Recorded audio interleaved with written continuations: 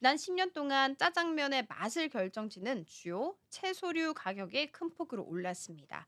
대표적으로 파 같은 경우에는요, 소비자 물가지수가 또 110%나 급등을 했고요. 오이는 100%, 호박은 70%, 양파는 60% 상승. 그 외에도 소금, 설탕, 식용유, 밀가루, 간장 모두 40%에서 크게는 80%까지 급등세를 보이면서 전반적으로 원가 상승을 이끌었습니다.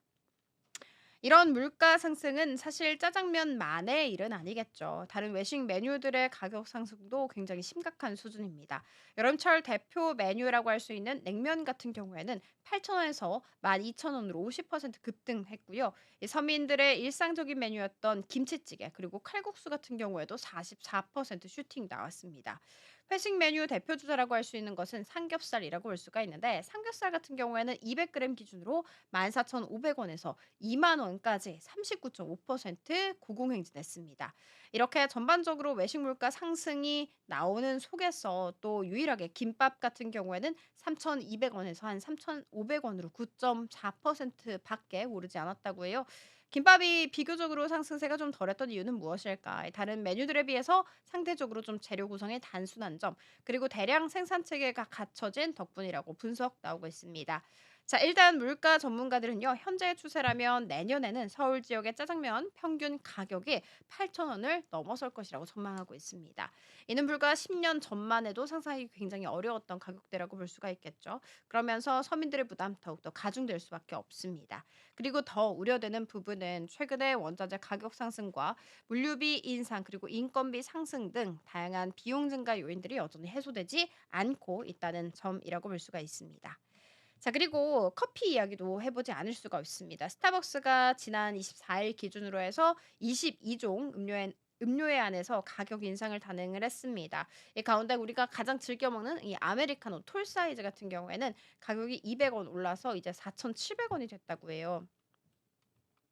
이 스타벅스에 이어서 할리스, 폴바세까지도 지난주 최대 300원, 400원씩 가격 인상을 단행을 했습니다.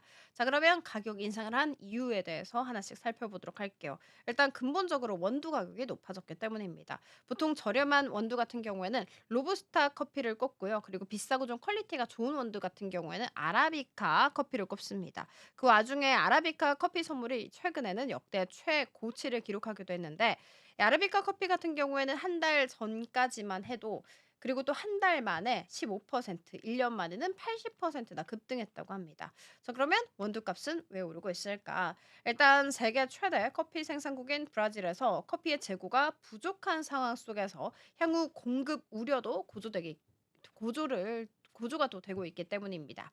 자, 그러면 공급 우려가 왜 고조가 되고 있는지 살펴보자면 브라질과 인도에서 좀 폭우와 가뭄이 반복적으로 일어나게 되면서 기후 변화 때문에 커피 작황에 큰 어려움을 겪고 있다고 합니다.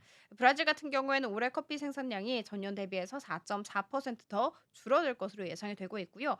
자, 그리고 베트남이 또 커피 가격을 또 추가로 상승할 것이다라는 전망 속에 수출을 연기를 하고 있습니다. 이 부분 역시도 원두값을 끌어올리고 있는 요인으로 꼽히고 있어요.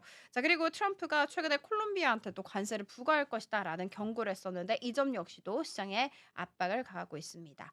자, 그러면 또 다른 가격 상승의 배경 살펴볼 텐데 아라비카가 아닌 로부스타 이야기 조금 더 자세하게 들어가 보도록 하겠습니다. 베트남 같은 경우에는 이 로부스타의 주 원산지입니다. 주산지라고 할 수 있죠. 그런데 베트남 농가들이 이 재배 작물을 커피에서 두리안으로 다 바꾸고 있다고 해요. 그러니까 이 커피를 다 뽑고 두리안을 심고 있는 거죠. 자, 그런데 사실 앞서서 말씀드린 대로 원두 같은 경우에는요. 재배 조건이 굉장히 까다롭습니다. 그래서 생산지가 일부 국가에 밀집이 되어 있죠. 당장 브라질과 베트남의 커피 생산량 같은 경우에는 전체에서 55% 비중을 차지하고 있습니다. 만약에 이 브라질 그리고 또 베트남에서 가격을 올리잖아요. 혹은 생산량이 좀 감소하면서 가격 상승이 발생이 되잖아요. 자, 그러면 쭉 다 연쇄적으로 오를 수밖에 없는 그런 구조를 갖고 있는 것이죠. 자, 그런데 베트남에서 원두 재배를 포기를 하고 수익성이 좋은 두리안을 키우기 시작하면서 원두 가격이 오르고 있습니다. 일단 베트남의 두리안 수출액 같은 경우에는 30억 달러를 벌써 넘긴 것으로 나타났습니다. 이 수출액 같은 경우에는 전년 동기 대비해서 44%나 증가한 수치입니다. 아니 그러면 누가 두리안을 먹길래 이렇게까지 수출을 잘하고 있는지 궁금하실 텐데 바로 중국이었습니다. 중국향 수출이 43%나 늘어나서 28억 달러를 기록을 했고요. 그리고 또 베트남 두리안 수출액 전체에서 90%를 차지하는 국가가 바로 중국이 됐다고 합니다. 중국 사람들이 왜 찾을까? 일명 두며들게 됐다고 하죠. 두리안 같은 경우에는 저도 한번 먹어봤는데 냄새가 너무 고약해서 못 먹겠더라고요. 그런데 이럴 때 3번 이상 먹게 되면 그 맛을 비로소 찾을 수 있다고 합니다. 일명 두며들었다라고 얘기를 하는데 중국 사람들이 두며들게 된 것이죠.